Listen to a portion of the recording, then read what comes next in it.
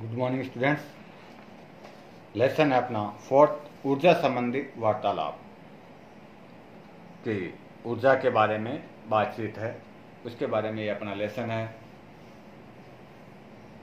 हम सभी जानते हैं कि मनुष्य को कार्य करने के लिए, चलने फिरने, दौड़ने और खेलने के लिए ऊर्जा की बहुत आवश्यकता होती है। हम सभी जानते हैं मनुष्य को जो भी अपन काम करते हैं उसके लिए, या चलने फिरने के लिए, दौड़ने के लिए, खेलने के लिए किसकी आवश्यकता होती है? एनर्जी, जिसको अपन ऊर्जा बोलते हैं, ऊर्जा की आवश्यकता होती है।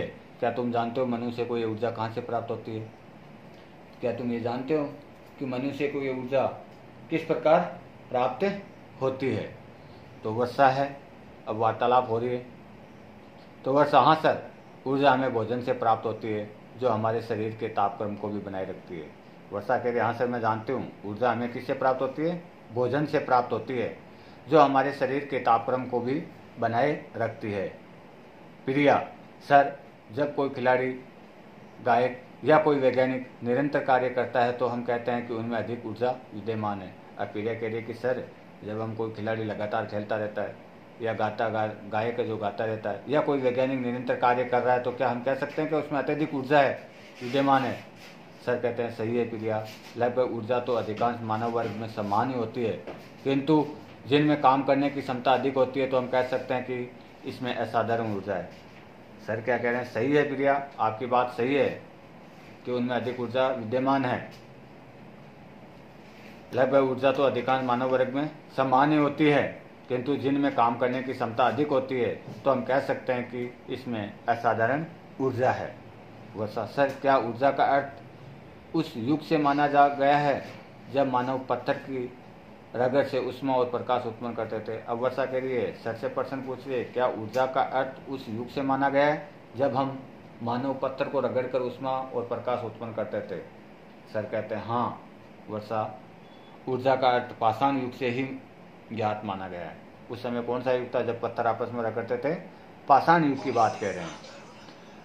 तो सर कह रहे हैं कि हाँ वर्षा, ये बात आपकी सही है कि ऊर्जा का अर्थ पाषाण युग से ही ज्ञात माना गया है, जो उसे सुखाकर ईंधन के रूप में उपयोग में लाते थे, जो उसे क्या करते थे? सुखाकर ईंधन के रूप में वो प्रयोग करते थे। सर अब प्रिया के लिए, सर विभिन्न रेलगाड़ियों और मोटरगाड़ियों के इंजन के लिए यह शक्ति उन्हें कोयला और पेट्रोल से प्राप्त होती है। सर ऊर्जा प्राप्ति के लिए हमें कोयला और पेट्रोल कैसे प्राप्त होता है? अब के प्रिया के लिए, सर विभिन्न जो रेलगाड़ियाँ, मोटरगाड़ियाँ के जो इंजन है, उनके इंजन के लिए जो शक्ति है वो हमें कोयला और पेट्रोल से प्राप्त होती है। तो सर कहते हैं ऊर्जा प्राप्ति के लिए हमें कोयला और पेट्रोल कैसे प्राप्त होते हैं? तो सर क्या कहते हैं प्रिया, पेट्रोल और कोयले को जीवाश्मी ईंधन कहते हैं। पेट्रोल और कोयले को हम कौन से ईंधन कहते हैं? जीवाश्मी ईंधन कहते हैं। यह जीवाश्मी ईंधन उन पेड़ पौधों के अवशेष है जो आज से करोड़ों वर्ष पहले जल या थल के किसी विनाशकारी भूकंप या समुद्री महाचक्रवात के शिकार हुए थे। पेड़ पौधे या बड़े बड़े विशाल वृक्ष दलदल में धंसने से और चट्टानों आदि के अत्यधिक दबाव के कारण पत्थर जैसे बन जाते हैं। इसको ही हम कोयला कहते हैं। सर क्या कह रहे हैं कि जो ये पेट्रोल और जो कोयला है वो एक जीवाश्म ईंधन है, और ये उन पेड़ पौधों के अवशेष रह गए हैं अब, जो आज से हजारों करोड़ों वर्ष पहले जल या थल पर किसी विनाशकारी भूकंप या समुद्री महाचक्रवात आया होगा, उसके ये शिकार हो गए होंगे। पेड़ पौधे या बड़े बड़े विशाल वृक्ष दलदल में धंसने और चट्टान आदि से अत्यधिक दबाव के कारण ये क्या हो गए? पत्थर का रूप ले लिया। इनको ही हम क्या कहते हैं? कोयला कहते हैं। तथा पेट्रोल उन जल जीवों के अवशेष है जो सृष्टि के आदिकाल में महासागरों के तल में या भूगर्भ में दब गए हैं। इन करोड़ों वर्षों में अत्यधिक दबाव के कारण इन जीव अवशेषों ने द्रव्य का रूप धारण कर लिया, जिसे परिशुद्ध रूप में पेट्रोल कहा गया है। कि भाई हजारों सालों पहले पेड़ पौधे, यहाँ पे चक्रवात, बहुत सारे भूकंप आया होगा ऐसा, जिसमें ये पृथ्वी पूरी नष्ट हो गई होगी। यहाँ पे जितने भी पेड़ पौधे थे वो दलदल में घुस गए। चट्टानों के कारण वो बड़े बड़े पत्थर के रूप ले लिया, जिनको आज हम कोयला कहते हैं। और जो ये भूगर्भ के अंदर है, इसको हम पेट्रोल कहते हैं। द्रव्य के रूप में अधिक दबाव के कारण करो इन करोड़ों वर्षों में इन पर अत्यधिक दबाव हुआ और इन दबावों के कारण ये जीव क्या हुए, अवशेषों में द्रव्य के रूप में इनको धारण कर लिया, जिसे अपन परिशुद्ध रूप से इनको क्या कहते हैं, पेट्रोल कहते हैं। वर्षा, सर आजकल तो रेलगाड़ियाँ कोयले से कम बिजली से ज़्यादा चलती है, अतः ये रेलगाड़ियाँ बिजली से ऊर्जा प्राप्त करके इंजन को शक्ति प्रदान करती है। तो वर्षा कह रही है सर आजकल तो क्या रेलगाड़ियाँ कोयले से कम और बिजली से ज़्यादा चलती है, अतः रेलगाड़ियाँ बिजली से ऊर्जा प्राप्त करके इंजन को शक्ति प्रदान करती है। सर बिल्कुल ठीक है, आजकल कोयले की घटती मात्रा को देखते हुए अधिकांश रेलगाड़ियाँ बिजली से ही चलाई जा रही है। अच्छा प्रिया बताओ, ऊर्जा के वैकल्पिक स्रोत कौन कौन से हैं और ये कैसे हमें ऊर्जा प्रदान करते हैं। सर ऊर्जा के वैकल्पिक स्रोत मुख्यतः जल, वायु तथा सूर्य है। सूर्य से तो हमें उसमें और प्रकाशीय ऊर्जा निःशुल्क प्रदान कर रहा है। पौधों को स्वयं का भोजन बनाने के लिए सूर्य की प्रकाशीय ऊर्जा ही आवश्यकता होती है।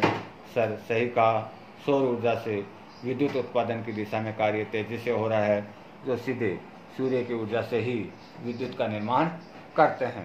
प्रिया, सर सवाल ये उठता है कि सोलर कुकर ऊर्जा के किस सिद्धांत पर कार्य करता है, क्या सोलर कुकर की रचना बहुत सरल होती है। सर कहते हैं हाँ प्रिया, इसकी रचना अत्यंत सरल होती है। इसके ऊपरी भाग में काला तल होता है जो आने वाली संपूर्ण ऊष्मा अवशोषित कर लेता है। उसमें साधारण कांच की पट्टी होती है जो संपूर्ण विकिरण को परागमन करती है।